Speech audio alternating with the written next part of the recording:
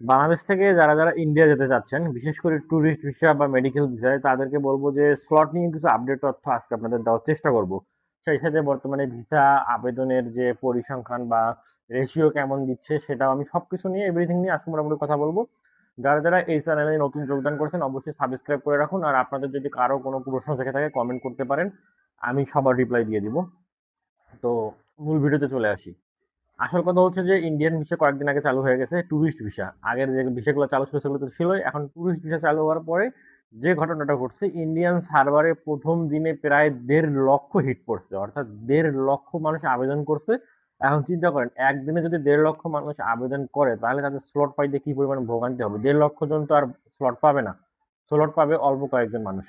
তো যেহেতু স্লট খুব কম পরিমাণ মানুষই পাবে, তাই আমাদের অনেকে হতাশ হয়ে ফেসবুকে পোস্ট করতেছে, আমাকে অনেকে নক দিচ্ছে, আমার ইউটিউবে কমেন্ট করতেছে, ভাই স্লট পাচ্ছি না, এই ঝামেলা সেই ঝামেলা, এরকম হচ্ছে ওরকম হচ্ছে।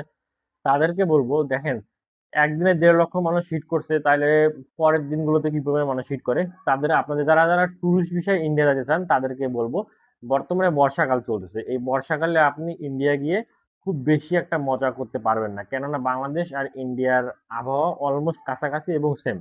তাই একটা রিকোয়েস্ট থাকবে, যারা যারা ইন্ডিয়া যেতে চাচ্ছেন, আবেগের বশে ট্যুরিস্ট ভিসার জন্য আবেদন না করে কয়েকটা দিন ওয়েট করেন। আপনারা 15টা দিন বা 1 মাস ওয়েট করেন।